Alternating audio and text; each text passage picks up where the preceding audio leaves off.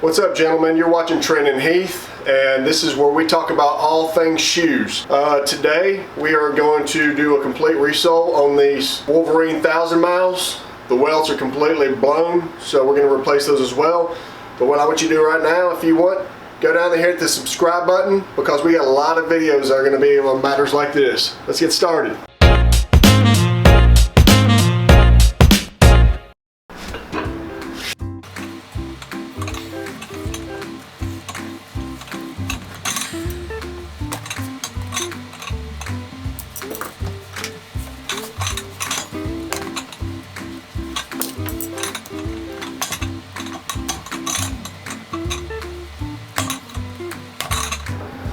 These hill blocks are pretty rough, so we're gonna have to replace these.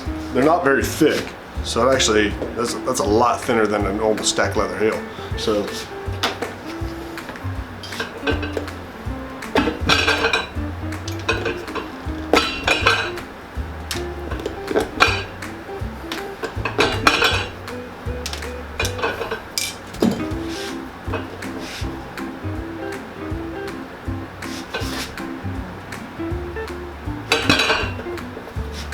before I take this sole off,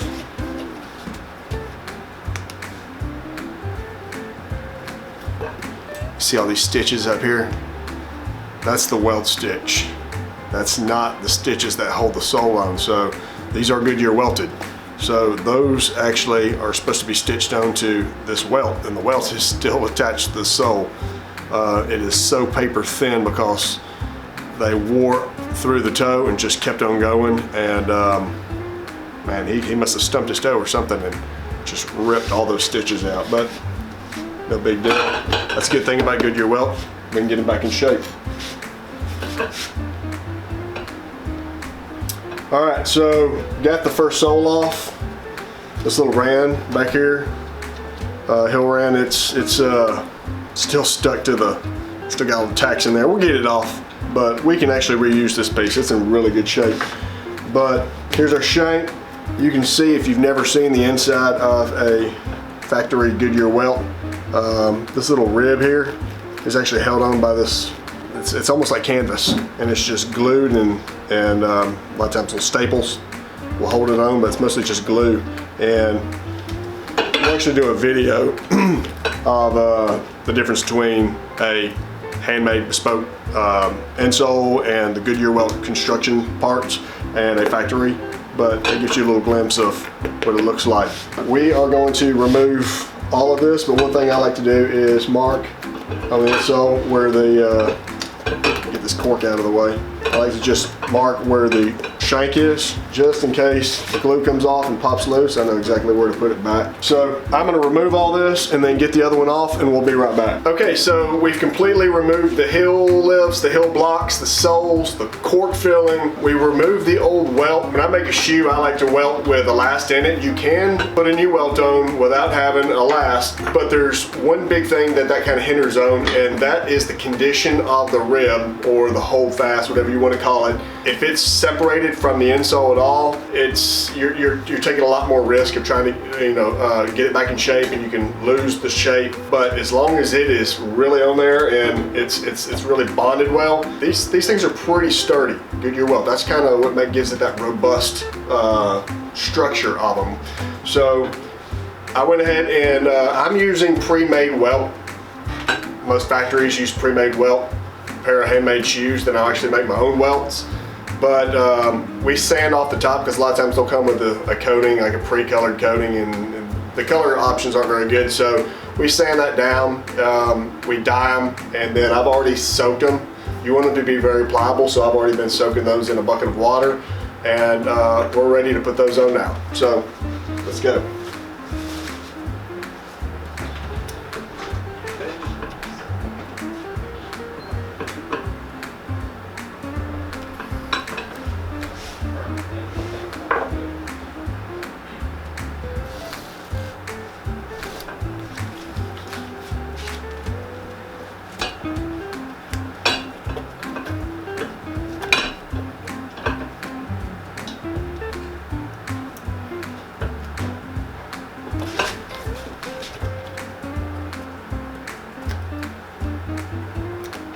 All right, y'all, we're back.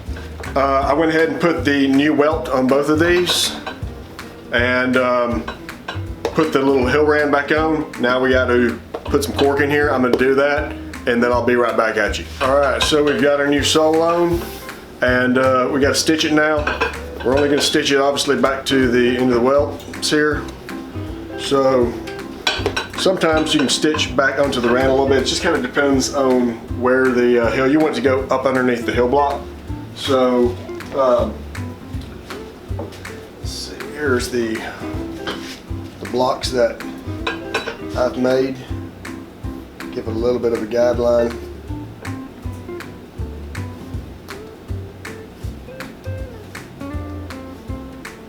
When having a tiny bit of a fingernail comes in handy. And that'll show you, yep, it'll go right back behind the welt. So we're good on that. So I'm going to stitch these and I'll be right back.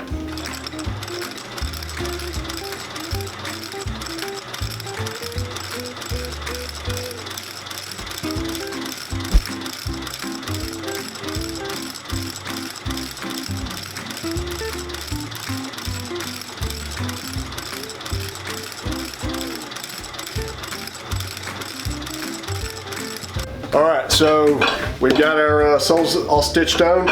I like to go through and put some tacks, some little clinch nails just around the heel here before we put our block on, just to add a little bit more security. And if you haven't noticed, yes, my shirt is different. We're actually the next day from when I started this, but I had to run home and said I'll come back tomorrow and finish it. So actually I got the welts done last night and then I headed out. And I like to angle these just a little bit. Add just a little bit more grip to them.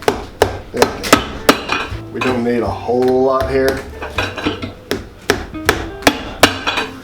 So when we nail our blocks on, we're gonna send some threaded nails that will go all the way down into the sole, but we don't want those threaded nails going all the way through to where they're gonna push through, because unlike clinch nail, these actually hit the, you go all the way through, hit the metal, and then they hook. The threaded nails don't do that as much, so there's always a chance of stepping down and feeling a nice little poke. So, yep, just making sure our heel blocks are the same. All right. I'm gonna rough up just a little bit because I am gonna put a little bit of glue on here. Our block gets strength through the nails that holds it on and not entirely by glue. So the glue is just a little extra security and also keeps it from slipping around when you're putting your nails in.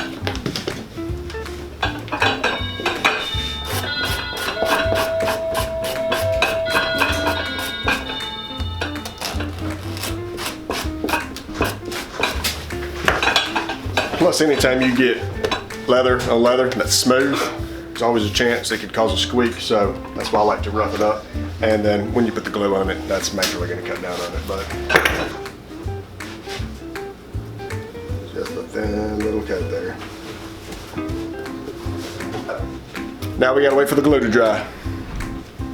Okay, it's set up close enough. This isn't supposed to be like hardcore glue.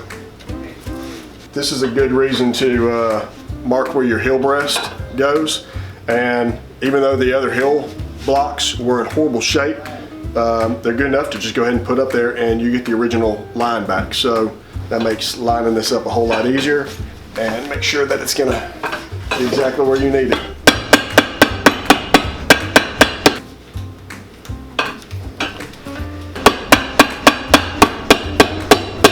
So you can see, possibly, kind of maybe a little blurry, but they're threaded, not like a screw. Just gives a little bit of grip to it. The Big Daddy hammer. So depending on the block, I usually use 5 to 7 nails around here. I'm not gonna put 2 right here right now, because when I created this block, I just used flat leather. And you see it's just perfectly flat. and I got to make sure that the pitch is right. So you actually want it a little bit lower in the front. If I sit this on the table right now, this backside's going to kick up. So I got to sand this down at an angle so I can put my top lift on and the heel won't be like that. It's a little thicker right here than the original was, so it's a little thicker. So if I got to get it down to the original pitch.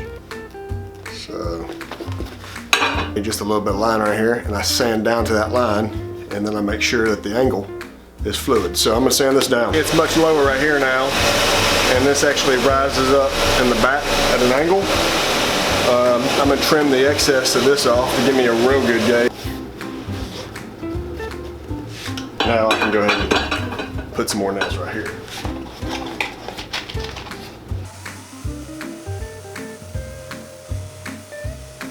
All right, y'all, so I've already put the top lifts on, trimmed them off, sanded down the heels and the sides, inked them, burnished them, and stained the bottoms. I'll show you the final product after I'm finished with the uppers here. These are made out of a Horween old Chromexcel, and so the best thing for that is some of the Saphir old leather conditioner. I'm gonna put a little bit of this on the boots, and then I'll come back and show you the final product. All right, y'all, so we are finished up with this pair of Wolverine 1000 miles. These things were in pretty rough shape when they first came in, especially that one that the welt was completely blown to pieces. So the other one was in pretty good shape, but when I took the sole off, I saw that it actually had a few cracks in it. So we said, hey, it's gonna get replaced anyways. So show you, there's the new welts, and we oiled the uppers, put some new heel blocks on, and finished out the soles. One thing I like about leather soles is just that vegetable tan. You can just really kind of patina it, and you put some dye on it and it really soaks in and does its own little thing. So every piece of leather is going to take dye different. So there we go. Hey, thanks for watching. If you like this, hit the subscribe button again, and hit the bell, give us a thumbs up, tell your friends, leave some comments, ask some questions. We're here for you. Until next time, see you later.